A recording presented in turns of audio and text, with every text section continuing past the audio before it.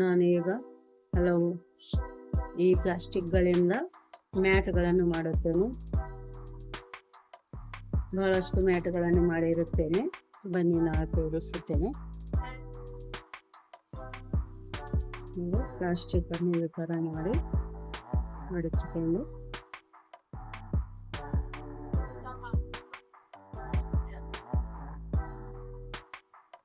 ಈ ಥರ ಚೆನ್ನಾಗಿ ಕಟ್ ಮಾಡಿ ಕೊಡಬೇಕು.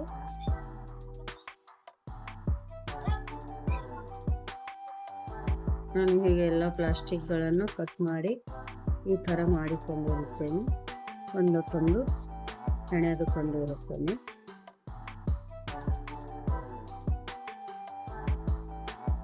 ಒಂದಕ್ಕೊಂದು ಹೆಣೆದುಕೊಂಡು ಹಲವಾರು ಈ ಥರ ಉಂಡೆಗಳನ್ನು ಮಾಡಿಕೊಂಡಿರುತ್ತೇನೆ. ಸುತ್ತಿ ಉಂಡೆಗಳನ್ನು ಮಾಡಿಕೊಂಡಿರುತ್ತೇನೆ. ಕಲರ್ಸ್ ಉಂಡೆಗಳು ರೆಡಿ ಮಾಡಿಕೊಂಡಿದ್ದೇನೆ. ಇದರಿಂದ ಹೀಗೆ ನಾನು ಮ್ಯಾಟ್ ಹಾಕುವುದನ್ನು ತೋರಿಸುತ್ತೇನೆ. ಒಂದು ಸೂಜಿಯನ್ನು ತೆಗೆದುಕೊಂಡು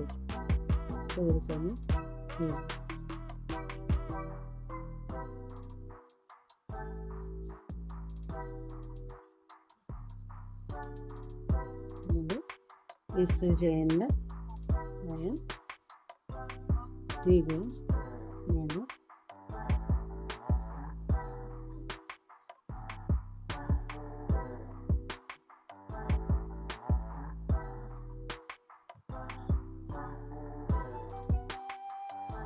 ಮೊಟ್ಟಮೊದಲು ಇದು ಹಾಕುವುದಕ್ಕೆ ತುಂಬ ಅನಾನುಕೂಲವಾಗುತ್ತೆ. ಆದರೂ ನಾವು ಬಿಡದೆ ಇದನ್ನು ಸರಳವಾಗಿ ಎಳೆದು ಮಾಡಬೇಕು. ಹೀಗೆ ಈ ಸೂಜಿಯಿಂದ ಹೀಗೆ ತೆಗೆದುಕೊಳ್ಳಬೇಕು. ಇದೇ ಥರ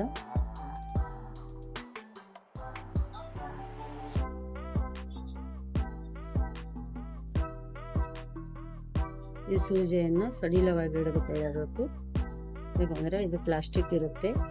ಉಲ್ಲನ್ ಆದರೆ ಸರಳವಾಗಿ ಬರುತ್ತೆ, ಆದರೆ ಪ್ಲಾಸ್ಟಿಕ್ ಬರುವುದಿಲ್ಲ. ಆದ್ದರಿಂದ ಇದಕ್ಕೆ ನಾವು ಸಾವಕಾಶವಾಗಿ ಇದನ್ನು ಹೀಗೆ ತೆಗೆದುಕೊಂಡು ಮಾಡಬೇಕು. ಈಗ ನಾನು ಕಲರ್ ಚೇಂಜ್ ಮಾಡಿಕೊಳ್ಳುತ್ತೇನೆ. ಬ್ಲ್ಯಾಕ್ ಕಲರ್ ತೆಗೆದುಕೊಳ್ಳುತ್ತೇನೆ.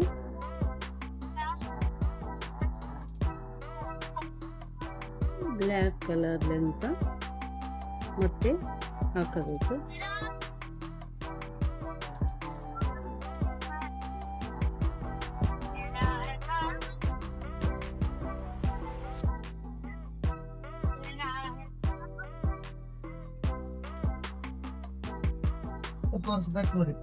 ಹೀಗೆ ಒಂದರಲ್ಲಿ ಎರಡುಗಳನ್ನು ತೆಗೆದುಕೊಳ್ಳಬೇಕು. ಎರಡು ಬಾರಿ ತಗೋಬೇಕು. ಯಾಕಂದರೆ ಬರುತ್ತಾ ಅಗಲ ಮಾಡಿಕೊಳ್ಳುತ್ತಾ ಹೋಗ್ಬೇಕು ನಾವು.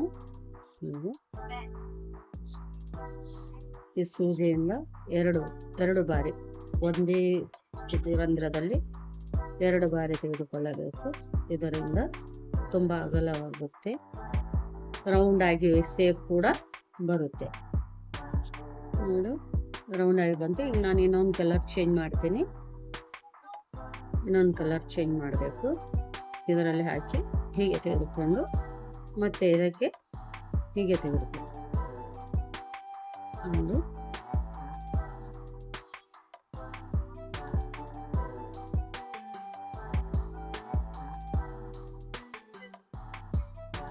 ಒಂದರಲ್ಲಿ ಎರಡು ಬಾರಿ ಹಾಕಬೇಕು.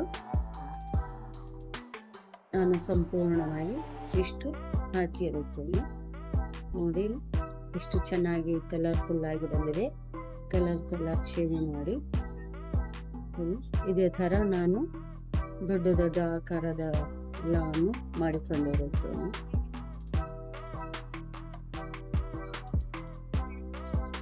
ನೋಡಿ ಇಷ್ಟು ಮುಂದೆ ನಾನು 2-3 ಮಾಡಿರುತ್ತೇನೆ. ತುಂಬ ಚೆನ್ನಾಗಿ ಬಂದಿದೆ.